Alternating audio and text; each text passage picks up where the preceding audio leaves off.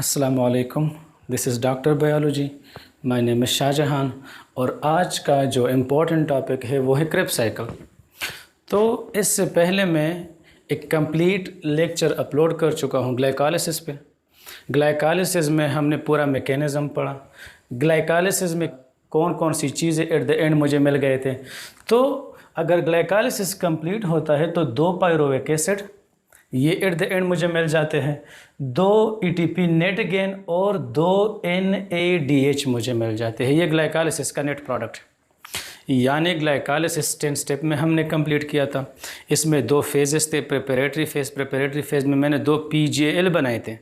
फिर हमने इन 2 PGL को फर्दर ऑक्सीडाइज किया ऑक्सीडेटिव फेज़ में। ऑक्सीडेटिव फेज़ में एट द एंड मुझे 4 ATP मिले थे और 2 NADH मिले थे और 2 पायरुविक एसिड मिले थे। लेकिन स्टार्ट में मैंने 2 ATP यूज़ किए थे, इस वजह से मैं कहूँगा कि 2 ATP नेट गेन ये मुझे मिले थे, 2 पायरुविक एसिड मिले थे और 2 NADH मिले थे। तो ये था ग्लाइकोलाइसिस। अब ग्लाइकोलाइसिस के बाद है क्रेब्स साइकिल।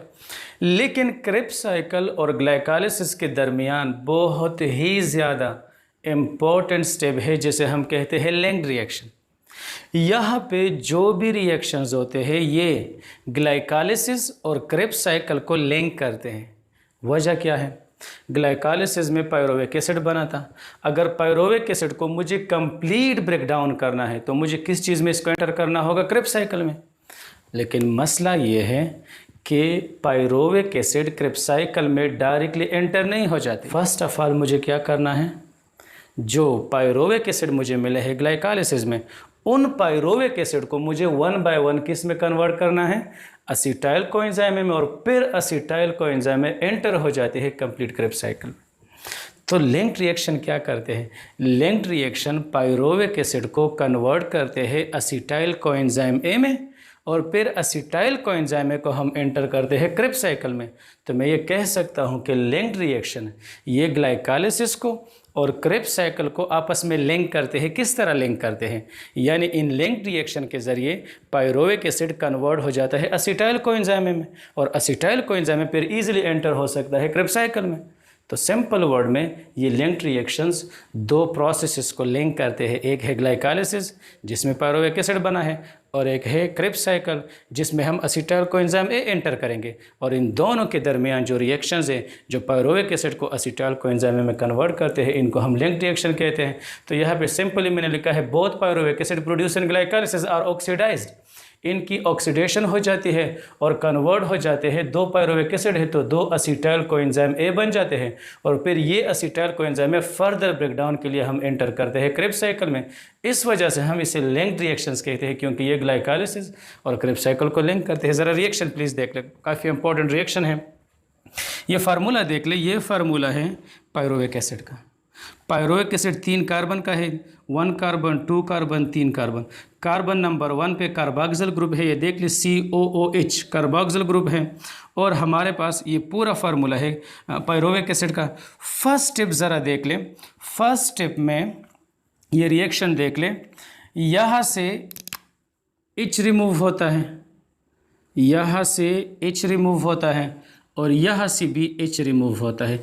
ये कोएंजाइम ए है, ये सल्फ़र हाइड्रोजन कोएंजाइम ए का पूरा फार्मूला इसी तरह हम लिखते हैं SHCOA यानी कोएंजाइम ए। तो कोएंजाइम ए में जो सल्फ़र और हाइड्रोजन ग्रुप है इससे हाइड्रोजन और कार्बोक्सिल ग्रुप से जो यहाँ पे हाइड्रोजन है ये दोनों हाइड्रोजन रिमूव हो जाते हैं और ये दोनों हाइड्रोजन कौन गेन करता है? NAD गेन करता है और NAD कन्वर्ट हो जाता है NADH+ H में। ये मैं पहले भी एक्सप्लेन कर चुका हूँ कि इसको मैं NADH2 नहीं लिख सकता, इसको मुझे लिखना होगा NADH+H+ फॉर्म में। तो ये मैंने एक्सप्लेन किया है।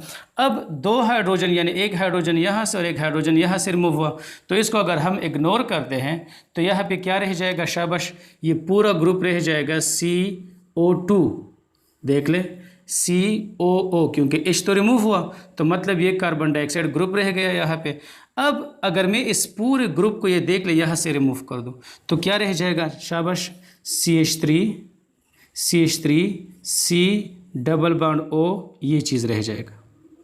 या इसको मैं इस तरह भी लिख सकता हूँ आसानी की खातिर CH3 C double bond O। तो इस ग्रुप को कहते हैं असीटाइल ग्रुप। इस ग्रुप को क्या कहते हैं? असीटाइल ग्रुप। तो प्लीज़ शाबाश।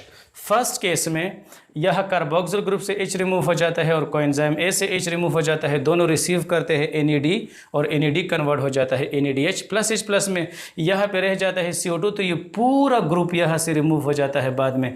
तो देख लीजिए पूरा ग्रुप किस फॉर्म में रिमूव हुआ है? कार्बन डाइऑक्साइड फॉर्म में। तो ये 3 कार्बन का है, ये पूरा एक carbon along with 2 oxygen remove हुआ है। तो कितने कार्बन यहाँ पे रह जाएंगे? 1 2। तो इन 2 कार्बन वाले स्ट्रक्चर को हम क्या कहते हैं? असीटाइल ग्रुप। अब क्या होगा? देख ले, कार्बन 4 बॉन्ड्स बना सकता है, तो इस कार्बन को देख ले, एक बॉन्ड यहाँ पे बनाया है और 2 बॉन्ड ऑक्सीजन के साथ, तो मतलब एक और बॉन्ड बना सकता है। और यहाँ पे देख ले सल्फर का भी एक बॉन्ड टूटा है, क्योंकि सल्फर 2 बॉन्ड बना सकता है, ग्रुप 6 के साथ ताल्लुक रखता है। तो एक बॉन्ड तो यहाँ पे इस स्ट्रक्चर के साथ इसने बनाया है। हाइड्रोजन रिमूव हुआ तो ये भी एक बॉन्ड बना सकता है। तो ये पूरा ग्रुप देख ले, ये रिमेनिंग ग्रुप। शाबाश। यहाँ से हाइड्रोजन रिमूव हुआ है तो कोएंजाइम का ये रिमेनिंग ग्रुप, ये वाला ग्रुप, ये कंप्लीट ग्रुप आके इस असीटाइल ग्रुप के कार्बन पे अटैक करता है और देख ले यहाँ पे अटैच हुआ है। तो इस ग्रुप को मैं क्या कहूँगा? शाबाश। इस पूरे ग्रुप को कहते हैं असीटाइल ग्रुप। यहाँ पे मैंने लिखा, लेकिन इसके साथ ये HCOA यानी कोएंजाइम A भी अटैच हुआ है। तो इस पूरे स्ट्रक्चर को मैं कहूँगा असीटाइल कोएंजाइम A। और असीटाइल कोएंजाइम A बनने के लिए यहाँ पे देख ले, इस पायरुविक एसिड से एक कार्बन डाइऑक्साइड रिलीज हुआ है, जो यहाँ पे नजर आता है, कार्बन और 2 ऑक्सीजन। तो कार्बन डाइऑक्साइड रिलीज हो जाता है और ये एक हाइड्रोजन यहाँ से और एक हाइड्रोजन कोएंजाइम A से, ये दोनों हाइड्रोजन कौन रिसीव करता है? NAD, और NAD कन्वर्ट हो जाता है NADH प्लस H प्लस। और यहाँ पे जो असीटाइल ग्रुप रह जाता है, इस असीटाइल ग्रुप के साथ ये कोएंजाइम A रिएक्ट करता है और हमारे पास बन जाता है असीटाइल कोएंजाइम A। इस पूरे रिएक्शन को स्पीड अप करने के लिए जो एंजाइम रिस्पॉन्सिबल हैं उसे हम कहते हैं पायरोवेट डिहाइड्रोजनेस कॉम्प्लेक्स। इन तमाम एंजाइम्स को हम क्या कहते हैं? Pyruvate dehydrogenase complex. और इस पूरे प्रोसेस को कहते हैं ऑक्सीडेटिव। क्यों? क्योंकि यहाँ पे हाइड्रोजन इसने लॉस किया है और लॉस ऑफ हाइड्रोजन को हम क्या कहते हैं? ऑक्सीडेशन।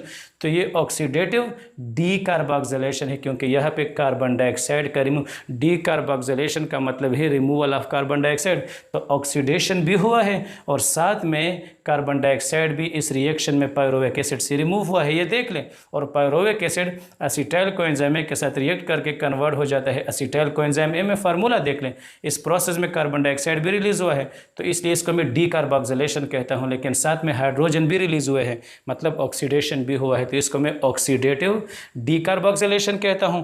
और इस एंजाइम को मैं कहता हूं पायरुवेट डिहाइड्रोजनेस कॉम्प्लेक्स। और इस पूरे रिएक्शंस को हम कहते हैं लिंक्ड रिएक्शन, क्योंकि इसमें पायरुविक एसिड कन्वर्ट हो जाते हैं असीटाइल कोएंजाइम A में। और असीटाइल कोएंजाइम A कितने कार्बन का है? 2 कार्बन का है, क्योंकि ये पायरुविक एसिड से बनता है। पायरुविक एसिड 3 कार्बन का है, देख लें। तो यहाँ पे एक carbon in the form of carbon dioxide release हो जाता है, तो मतलब यहाँ पे कितने कार्बन रह जाएंगे? 2 कार्बन। तो इस पूरे स्ट्रक्चर को हम कहते हैं 2 कार्बन और इसका नाम है असीटाइल कोएंजाइम A। अब चूंकि पायरुविक एसिड 2 थी, तो इन सारी चीज़ों को मैं 2 के साथ मल्टीप्लाई करूँगा। क्यों? यानी 2 हमारे पास क्या है? पायरुविक एसिड है। 2 हमारे पास क्या होंगे? Coenzyme A। 2 हमारे पास क्या बनेंगे? NADH plus H plus. और 2 हमारे पास बनेंगे असीटाइल कोएंजाइम और 2 कार्बन डाइऑक्साइड यहाँ से रिलीज होंगे, क्योंकि याद रखना होगा तमाम ग्लाइकोलाइसिस के एंड पे एक पायरुविक एसिड नहीं बनता, जबकि 2 पायरुविक एसिड बन जाते हैं। नाउ अब असीटाइल कोएंजाइम तो बन गए, इसका फर्दर ब्रेकडाउन कहाँ पे होगा? क्रेब्स साइकिल में। इसको हम क्रेब्स साइकिल क्यों कहते हैं? तो इसको स्टडी किया था हांस ए क्रेब ने, इस वजह से मैं इसको क्रेब्स साइकिल कहता हूँ। इसने सबसे पहले स्टडी किया था, हांस ए क्रेब बुक में है, इजी पॉइंट है। इसको अगर MCQ में आए, इसको हम कहते हैं साइट्रिक एसिड साइकिल। इसको हम क्या कहते हैं? साइट्रिक एसिड साइकिल, क्योंकि इसमें जो फर्स्ट प्रोडक्ट बनता है ये देख ले साइट्रेट या साइट्रिक एसिड है। तो साइट्रेट या साइट्रिक एसिड एक ही बात है। तो इसमें फर्स्ट आइडेंटिफाइबल प्रोडक्ट जो बनता है वो साइट्रिक एसिड है, इस वजह से मैं इसको साइट्रिक एसिड साइकिल भी कहता हूँ।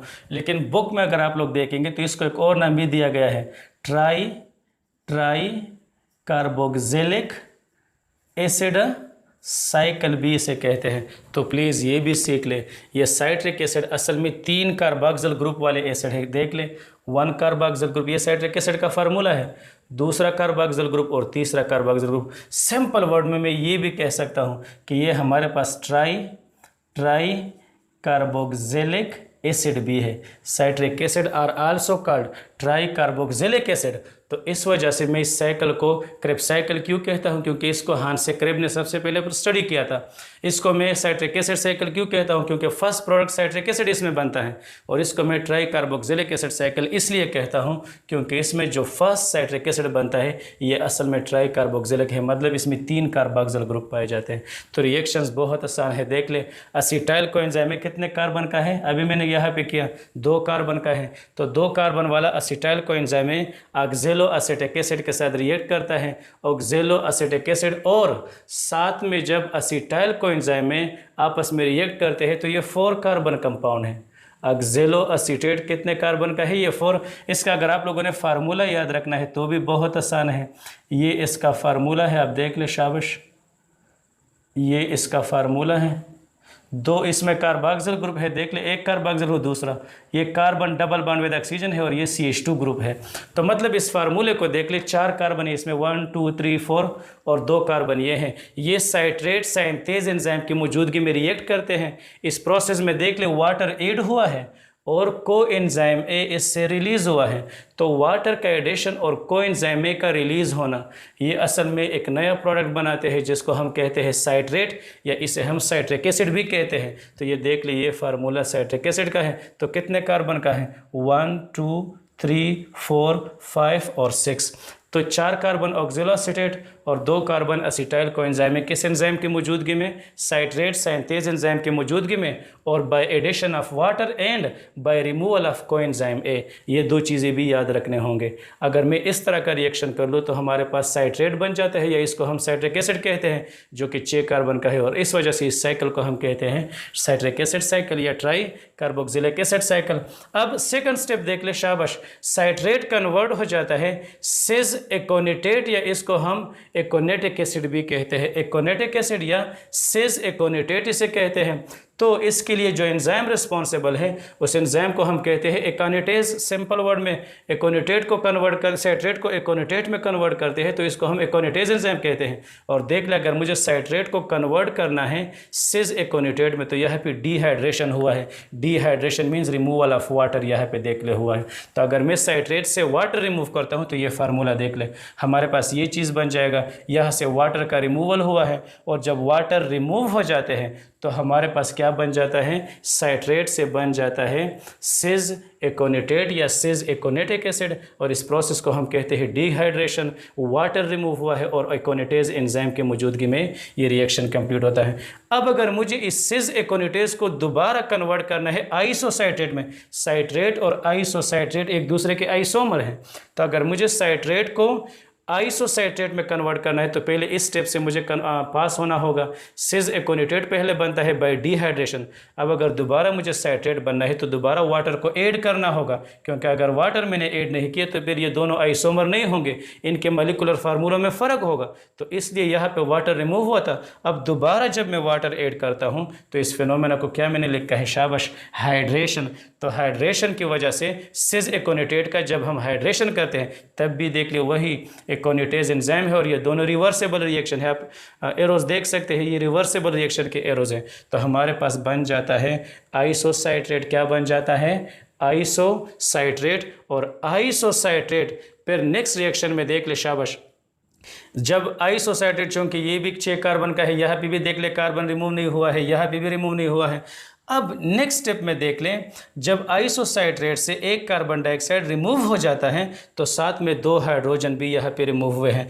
तो कार्बन डाइऑक्साइड रिमूव हुआ है, इसलिए मैं इस स्टेप को कहूँगा वही सेम मैकेनिज्म है, डी कार्बोक्सिलेशन, और साथ में हाइड्रोजन भी रिमूव हुआ है तो मैं इसको ऑक्सीडेटिव भी कहूँगा। तो ऑक्सीडेटिव डीकार्बोक्सिलेशन क्यों मैं इसे कहता हूं, क्योंकि हाइड्रोजन रिमूव हुआ है तो ये ऑक्सीडेशन है, और साथ में कार्बन डाइऑक्साइड भी रिलीज हुआ है तो मैं इसको डीकार्बोक्सिलेशन भी कहूँगा। और यहाँ पे जो एंजाइम है, तो आप अगर सिंपली कहे कि डीहाइड्रोजनेस तब भी ठीक है, लेकिन अगर आपने ये नाम लिया इसके साथ के आइसोसाइट्रेट डीहाइड्रोजनेस तो फिर और भी खूबसूरत हुआ ये। हालांकि सिंपल डीहाइड्रोजनेस कहना भी यहाँ पे काफ़ी है।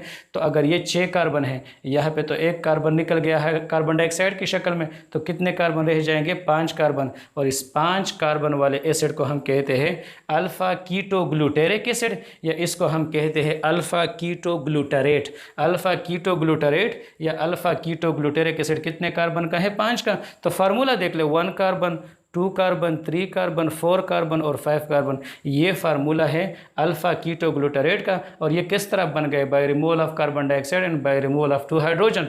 इस फिनोमेना को हम कहते हैं ऑक्सीडेटिव डी कार्बोक्सिलेशन, और ये डिहाइड्रोजनेज एंजाइम करता है। अब नेक्स्ट स्टेप में देख ले, अल्फ़ा कीटोग्लूटेरिक एसिड के साथ ये देख ले, शाबाश, कोएंजाइम ए ने दोबारा रिएक्ट किया है। ये देख ले, ये कोएंजाइम ए है, तो कोएंजाइम ए यहाँ पे ऐड हो जाता है, और देख ले कार्बन डाइऑक्साइड यहाँ पे रिलीज़ हो जाता है। तो कार्बन डाइऑक्साइड भी रिलीज़ हुआ है और हाइड्रोजन भी रिलीज़ हुआ है। तो प्लीज़ इसको भी मैं कहूँगा OD, यानी ऑक्सीडेटिव डी कार्बोक्सिलेशन। स्पेलिंग मैंने वहाँ पे लिखा है। इस स्टेप को भी मैं कहूँगा ऑक्सीडेटिव, क्योंकि यहाँ पे हाइड्रोजन रिलीज़ हुए हैं, और डी कार्बोक्सिलेशन भी कहूँगा क्योंकि यहाँ पे कार्बन डाइऑक्साइड रिलीज़ हुआ है। लेकिन इंटरेस्टिंग बात यह है कि यहाँ पे 5 कार्बन है, तो यहाँ पे ये 4 कार्बन का रह जाएगा। सक्सिनाइल हमारे पास 4 कार्बन का रह जाएगा, क्योंकि इसमें 5 है, 1 carbon in the form of carbon dioxide release हुआ है। तो साथ में यहाँ पे कोएंजाइम ए भी ऐड हो जाता है, तो जो नया फार्मूला बन जाता है उसे हम कहते हैं सक्सेनाइल कोएंजाइम ए, सक्सेनाइला कोएंजाइम ए। और इसका अगर आप लोगों ने फार्मूला याद रखना है तो ये देख लें, ये 4 कार्बन का है, 1, 2, 3 और 4। और इसके साथ एट द एंड देख ले कोएंजाइम ए भी ऐड हुआ है। तो इस फिनोमेना को, इस पूरे स्ट्रक्चर को मैं कहूँगा सक्सिनाइल कोएंजाइम, और इस फिनोमेना को मैं कहूँगा ऑक्सीडेटिव, क्योंकि यहाँ पे हाइड्रोजन रिमूव हुए हैं। Removal of hydrogen is oxidation, और कार्बन डाइऑक्साइड भी रिमूव हुआ है, तो इसे हम कहते हैं डी कार्बोक्सिलेशन। तो इस पूरे फिनोमेना को दोबारा मैं कहूँगा ऑक्सीडेटिव डी कार्बोक्सिलेशन। और इसके लिए भी जो एंजाइम है वही सेम डिहाइड्रोजनेज है। लेकिन अगर मैं यहाँ पे इसके साथ ये ऐड कर लूँ कि अल्फ़ा कीटोग्लूटरेट डिहाइड्रोजनेज, तो मतलब ये इस स्टेप के लिए एंजाइम है, बाकी डिहाइड्रोजनेज कहना भी काफ़ी है। अब नेक्स्ट स्टेप में देख लें, सक्सिनाइल कोएंजाइम ए को मैंने कन्वर्ट किया है सक्सेनिक एसिड में। तो सक्सिनाइल कोएंजाइम ए को, ये देख ले, फार्मूला 4 कार्बन का है। सक्सेनिक एसिड को अगर मुझे कन्वर्ट करना है तो इसका कोएंजाइम ए मुझे रिलीज़ करना होगा, क्योंकि यहाँ पे देख ले कोएंजाइम ए नहीं है, यहाँ पे देख ले कोएंजाइम ए अटैच है एट द एंड। तो यहाँ पे इस रिएक्शन में कोएंजाइम ए रिमूव हो जाता है, और जब ये रिमूव हो जाता है तो ये स्ट्रॉन्ग ऑक्सीडेशन स्टेप है।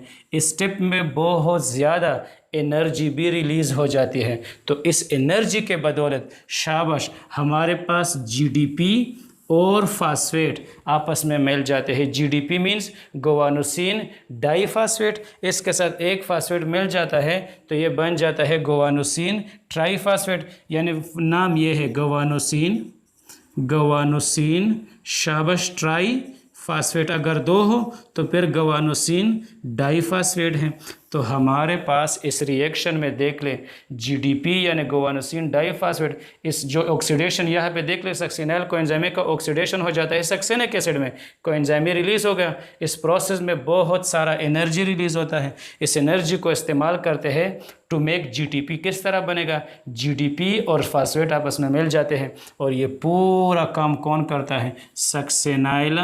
सक्सेनाइला कोएंजाइम ए सिंथेटेज, इस एंजाइम को कहते हैं सक्सेनाइला कोएंजाइम ए सिंथेटेज। और इस एंजाइम की खूबी क्या है, यहाँ पे ये कॉन्सेप्ट काफ़ी ज़्यादा इम्पोर्टेंट है।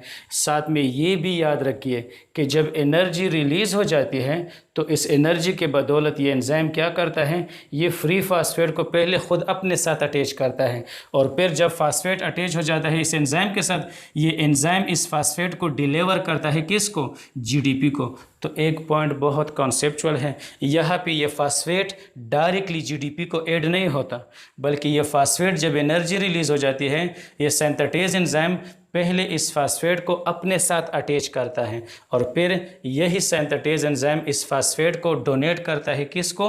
GDP को, और फिर बन जाता है GDP। ये पॉइंट प्लीज़ सीख लें, काफ़ी इंपॉर्टेंट है। ये फास्फेट डायरेक्टली GDP के साथ नहीं मिलता, बल्कि जब एनर्जी रिलीज़ हो जाती है, ये रिएक्शंस कंप्लीट हो जाता है, तो सिंथेटेज यानी सक्सिनाइल कोएंजाइम सिंथेटेज ये एक एंजाइम है, ये फ्री फास्फेट को, चूँकि ये रिएक्शन माइटोकॉन्ड्रिया में होता है, तो माइटोकॉन्ड्रिया के अंदर जो फ्री फास्फेट है उस फ्री फास्फेट को पहले कौन अपने साथ अटैच करता है, सिंथेटेज एंजाइम इस फ्री फास्फेट को लेता है और फिर इस फ्री फास्फेट को डोनेट करता है किसको, जीडीपी को। और जब जीडीपी के साथ ये फास्फेट अटैच हो जाता है तो हमारे पास बन जाते हैं जीटीपी यानी गुआनोसिन ट्राईफास्फेट। लेकिन ये याद रखना होगा, मुझे जीटीपी नहीं चाहिए, बॉडी में मुझे एटीपी चाहिए। तो अगर जीटीपी को एटीपी में कन्वर्ट करना है तो देख ले, काफ़ी इंटरेस्टिंग रिएक्शन मैंने लिखा है।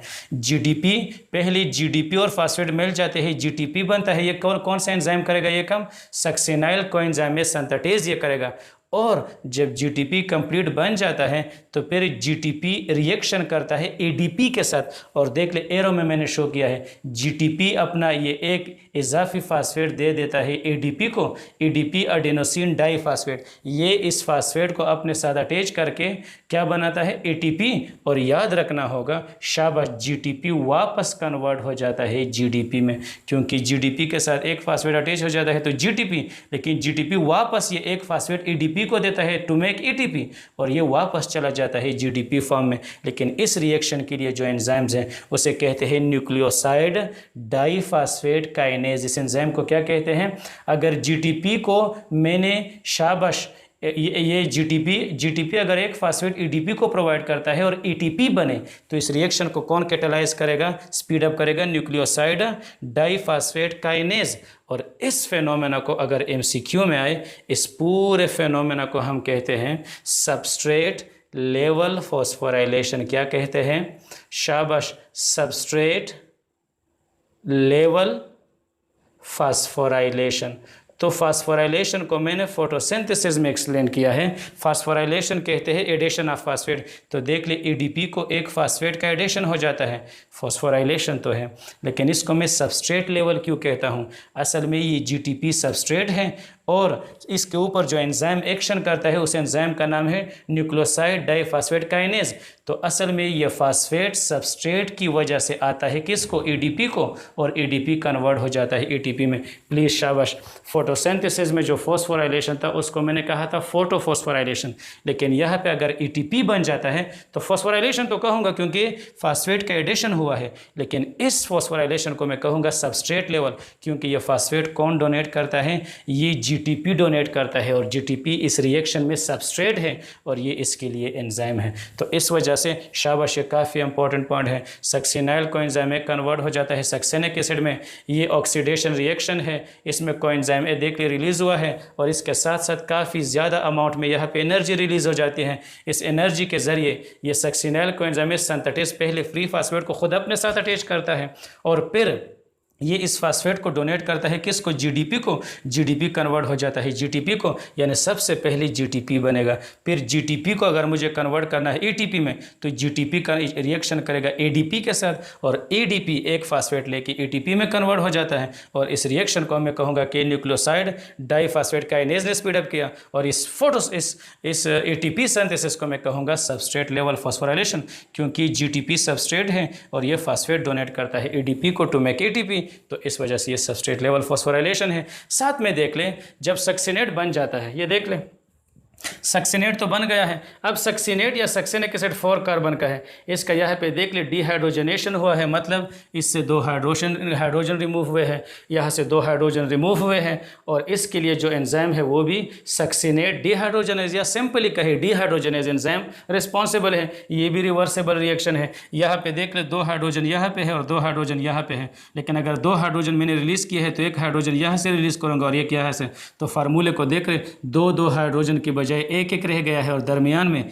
ये सिंगल बॉन्ड डबल बॉन्ड में कन्वर्ट हो जाता है to satisfy the carbon valency. Carbon 4 bond बनाता है, तो इस वजह से एक हाइड्रोजन को अगर मैं रिलीज़ करूंगा तो यहाँ पे ये सिंगल बॉन्ड डबल बॉन्ड में कन्वर्ट हो जाएगा और हमारे पास सक्सिनेट या सक्सिनिक एसिड से बन जाएंगे फ्यूमरेट या फ्यूमारिक एसिड बन गए, तो 2 हाइड्रोजन यहाँ पे रिलीज़ हुए। अब देख ले शाबाश, अगर मुझे फ्यूमा को मेलिक एसिड में या मेलेट में कन्वर्ट करने हैं, फार्मूला देख ले, तो इसके लिए मुझे क्या चीज़ ऐड करना होगा, इसके लिए मुझे वाटर ऐड करने होंगे और अगर वाटर को मैं ऐड करूंगा तो इस फिनोमेना को मैं कहूँगा हाइड्रेशन। क्या मैं कहूँगा, इसको मैं कहूँगा हाइड्रेशन। और हाइड्रेशन अगर इसके हो जाता है तो इसके लिए एंजाइम है फ्यूमरेज एंजाइम और फ्यूमरेज एंजाइम की मौजूदगी में फ्यूमरेट कन्वर्ट हो जाता है मेलेट यानी मेलिक एसिड में दोनों फार्मूले को देख लो, सिर्फ एक वाटर का इसमें फ़र्क है। वाटर में 2 हाइड्रोजन है ना, तो यहाँ पे 2 हाइड्रोजन है, यहाँ पे देख ले शाबाश 2 हाइड्रोजन यहाँ पे और 2 यहाँ पे, मतलब 2 हाइड्रोजन इजाफी ऐड हुए हैं। और देख ले एक ऑक्सीजन भी यहाँ पे ऐड हुआ है। तो मतलब सिंपल वर्ड में वाटर का एडिशन यहाँ पे हुआ है। इस स्ट्रक्चर को हम कहते हैं मेलेट या मेलिक एसिड। और अगर मेलिक एसिड को मुझे कन्वर्ट करना है वापस ऑक्जेलो एसिटिक एसिड में, तो फार्मूले को देख लें, यहाँ से 2 हाइड्रोजन फिर रिमूव होंगे, तो ये 1 हाइड्रोजन यहाँ से रिमूव हुआ, 1 हाइड्रोजन यहाँ से, तो कार्बन के 2 बांड यहाँ पे अगर ब्रेक हो जाते हैं तो देख ले कार्बन ने डबल बांड बनाया है ऑक्सीजन के साथ, और हमारे पास मेलेट या मेलिक एसिड कन्वर्ट हो जाते हैं ऑक्जेलो एसीटेट या ऑक्जेलो एसिटिक एसिड में। तो इसमें भी हाइड्रोजन रिलीज हुए हैं, इस वजह से मैं इसको कहूँगा डीहाइड्रोजिनेशन। और यहाँ पे भी एंजाइम क्या है, डीहाइड्रोजनेज एंजाइम। इंटरेस्टिंग बात यहाँ पे है, देख ले शाबाश, फर्स्ट रिएक्शन में ऑक्जेलो एसिटिक एसिड ने रिएक्ट किया एसिटाइल कोएंजाइम ए के साथ, साइट्रेट सिंथेटेज बनाया। इस रिएक्शन में वाटर ऐड हो जाते हैं और कोएंजाइम ए रिलीज हो जाता है। तो क्या बन गया, साइट्रेट या साइट्रिक एसिड। इसके लिए इसको मैं ट्राई कार्बोक्सिलिक एसिड साइकिल भी कहता हूँ, ट्राई कार्बोक्सिलिक एसिड भी कहता हूँ, साइट्रिक एसिड भी कहता हूँ। तो इस साइकिल के 3 नाम है, Krebs cycle, citric acid cycle या ट्राई कार्बोक्सिलिक एसिड साइकिल। तो साइट्रेट कन्वर्ट हो जाता है सिस एकोनेटिक एसिड में या सिस एकोनेटेट में, ये 6 कार्बन का है। तो इसके लिए मुझे क्या करना है, डिहाइड्रेशन करना है। और अगर दोबारा मुझे एकोनेटेट या एकोनेटिक एसिड को कन्वर्ट करना है आइसोसाइट्रेट में, तो इसके साथ दोबारा मुझे हाइड्रेशन करना होगा। तो प्लीज़ साइट्रेट अगर इसमें कन्वर्ट हो जाते हैं तो डिहाइड्रेशन, और अगर सिस एकोनेटेट वापस आइसोसाइट्रेट में कन्वर्ट होना है तो यहाँ पे हाइड्रेशन करना होगा। और इन दोनों स्टेप के लिए जो एंजाइम है वो एकोनेटेज एंजाइम है, और ये दोनों रिवर्सिबल रिएक्शन है। आइसोसाइट्रेट 6 कार्बन का है, तो यहाँ पे इससे 1 carbon in the form of carbon dioxide release हो जाता है। इसको मैं कहूँगा डीकार्बोक्सिलेशन, लेकिन साथ में हाइड्रोजन भी रिलीज हुए हैं, तो ऑक्सीडेटिव डीकार्बोक्सिलेशन। इसे हम कहते हैं डिहाइड्रोजनेज एंजाइम स्टेप के लिए जो है। और जो 6 कार्बन वाला स्ट्रक्चर है वो कन्वर्ट हो जाता है 5 कार्बन में। और यहाँ पे 5 कार्बन वाला अल्फा कीटोग्लूटेरिक एसिड, ये अगेन डिहाइड्रोजनेज की मौजूदगी में 1 कार्बन डाइऑक्साइड रिलीज करता है और 2 हाइड्रोजन। तो इसको ऑक्सीडेटिव डीकार्बोक्सिलेशन दोबारा मैं कहूँगा। और यहाँ पे कोएंजाइम ए भी ऐड हो जाता है। तो 5 कार्बन है, 1 carbon in the form of carbon dioxide दोबारा रिलीज हुआ, तो क्या बन गया, सक्सिनाइल कोएंजाइम है। और सक्सिनाइल कोएंजाइम ए हमारे पास जब बन जाता है, ये भी डिहाइड्रोजनेज का कमाल है। सक्सिनाइल कोएंजाइम ए कन्वर्ट हो जाता है सक्सिनेट या सक्सिनिक एसिड में, कोएंजाइम ए दोबारा रिलीज हुआ, यहाँ पे ऑक्सीडेशन हुआ, एनर्जी रिलीज हुआ। इस एनर्जी को ये एंजाइम यूज़ करता है, सक्सिनाइल कोएंजाइम ए सिंथेटेज, पहले फ्री फास्फेट को अपने साथ अटैच करता है और फिर इसी फ्री फास्फेट को डोनेट करता है किसको, जीडीपी को, और कन्वर्ट हो जाता है जीटीपी। तो जीटीपी इस एंजाइम की मौजूदगी में बनता है, सिंथेटेज एंजाइम की। अब जीटीपी को मुझे कन्वर्ट करना है ईटीपी में, तो जीटीपी अपना फास्फेट ईडीपी को डोनेट करता है और ईडीपी कन्वर्ट हो जाता है ईटीपी में। इस रिएक्शन को स्पीड अप करता है न्यूक्लियोसाइड डाइफास्फेट काइनेज, और जीटीपी वापस कन्वर्ट हो जाता है जीडीपी में। इस फिनोमेना को हम फॉस्फोराइलेशन कहते हैं। लेकिन कौन सा फॉस्फोराइलेशन, सबस्ट्रेट ने फास्फेट ऐड किया, तो सबस्ट्रेट लेवल फॉस्फोराइलेशन।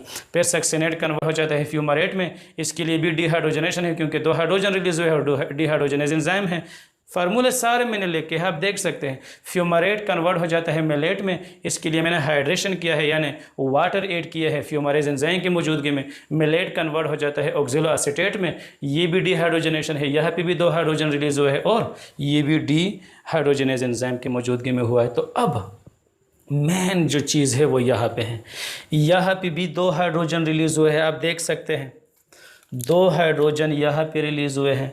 ये दोनों हाइड्रोजन NAD के साथ रिएक्ट करते हैं, शाबाश, और NAD कन्वर्ट हो जाता है NADH प्लस H प्लस में। तो एक यहाँ पे ये बन गया, शाबाश। यहाँ पे भी देख लें 2 हाइड्रोजन यहाँ पे भी रिलीज हुए हैं, ये दोनों हाइड्रोजन भी NAD के साथ रिएक्ट करते हैं और क्या बनाते हैं, NADH प्लस H प्लस, तो दूसरा भी बन गया। और प्लीज़ यहाँ पे भी आप लोग देख सकते हैं 2 हाइड्रोजन रिलीज़ हुए हैं, ये भी NAD के साथ रिएक्ट करते हैं और बन जाता है NADH प्लस H प्लस। तो हमारे पास एक मुकम्मल क्रेब्स साइकिल में अगर एक एसिटाइल कोएंजाइम में ब्रेक हो जाता है तो कितने NADH बनते हैं, शाबाश, 1 2 और 3। लेकिन यह देख ले यहाँ पे भी 2 हाइड्रोजन रिलीज़ हुए हैं। ये दोनों हाइड्रोजन ये FAD अपने साथ अटैच करते हैं और बन जाता है FADH2। तो प्लीज़ अगर मुझे कोई कहे कि नेट गेन क्या है, शाबाश, क्रेब्स साइकिल का नेट गेन क्या मुझे मिल गया, तो ये MCQ के लिए हद दर्जा इम्पॉर्टेंट है। नेट गेन में मैं कहूँगा कि एक क्रेब्स साइकिल के लिए 3 NADH प्लस H प्लस मुझे मिले, शाबाश। 1 मुझे मिला FADH2 और 2 मुझे मिले, शाबाश, कार्बन डाइऑक्साइड। आप देख सकते हैं एक कार्बन डाइऑक्साइड यहाँ पे रिलीज़ हुआ है और एक कार्बन डाइऑक्साइड यहाँ पे, और एक मुझे डायरेक्ट ATP मिल जाता है। तो अगर मुझे कोई कहे कि एक कंप्लीट क्रेब्स साइकिल में क्या क्या चीज़ें बनते हैं, शाबाश, 1 2 3 NADH बनते हैं, शाबाश, 1 FADH2 बनता है, 2 इसमें कार्बन डाइऑक्साइड बनते हैं और 1 इसमें ATP। लेकिन असल में मुझे कितने क्रेब्स साइकिल करने हैं? 2, क्योंकि यहाँ पे देख ले मैंने 2 असीटाइल कोएंजाइम A बनाए थे।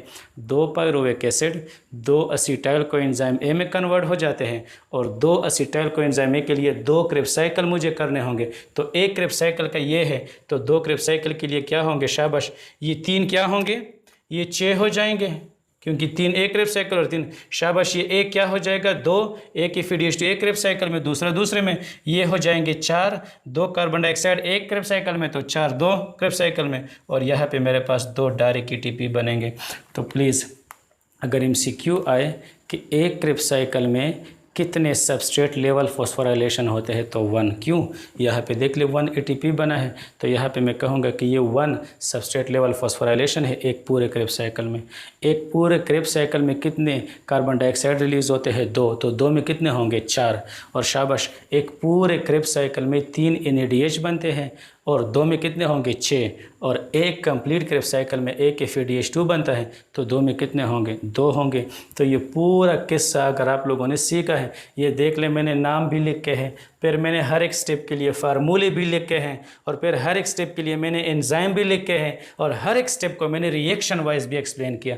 तो प्लीज़ इसी तरह ही आप लोगों ने इस रिएक्शंस को, इस पूरे फिनोमेना को एग्ज़ाम के लिए और एंट्री टेस्ट के लिए याद रखना होगा। और इंशाल्लाह आगे जो मैं MCQs करूँगा तो उसके लिए ये चीज़ें बहुत इंपॉर्टेंट है, क्योंकि आपको ये भी आ सकता है कि एक असीटाइल कोएंजाइम एक कितने ATP बना सकता है। अगर मैं इसको कम्प्लीटली ब्रेक डाउन करूँ तो इसका आंसर होगा 12 ATP। क्यों? शाबाश, देख ले, एक NADH 3 ATP के बराबर है, ये मैं इलेक्ट्रॉन ट्रांसपोर्ट चेन में प्रूफ करूँगा। तो 3 ATP ये हो गए, 3 ATP ये हो गए, 3 ATP ये हो गए, क्योंकि एक क्रेब्स साइकिल में जब असीटाइल कोएंजाइम को हम ब्रेक करते हैं तो कितने ATP बने हैं? 3 3 3 9 ये हो गए। और याद रखें एक FADH2 बराबर है 2 ATP के, ये भी इंशाल्लाह मैं प्रूफ करूंगा इलेक्ट्रॉन ट्रांसपोर्ट चेन में। तो 2 ATP ये हो गए, 9 ये हो गए और 2 ये, तो 11 हो गए, और 1 ATP इसमें डायरेक्ट बनता है तो 12। तो एक असीटाइल कोएंजाइम 12 ATP के बराबर है अगर हम इसको ब्रेक डाउन करते हैं। लेकिन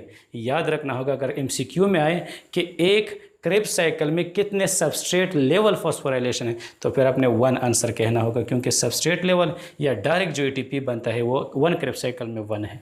तो ये सारी चीज़ें अगर आप लोगों ने सीखी है, इंशाल्लाह नेक्स्ट बहुत आसान होगा। मैं इस NADH2, इस NADH प्लस H को और FADH2 को कंप्लीट ब्रेक डाउन करूँगा, और इससे मैं 2 ATP निकालूंगा, इससे मैं 3 ATP निकालूंगा, और इसके लिए मैं एक लंबा प्रोसेस करूँगा जिसे कहते हैं इलेक्ट्रॉन ट्रांसपोर्ट चेन। तो यहाँ तक काफ़ी था। अपना ख्याल रख के, अपने वालिदैन का ख्याल रखें और किसी भी ज़रूरतमंद के लिए सहारा बने। अल्लाह हाफ़िज़।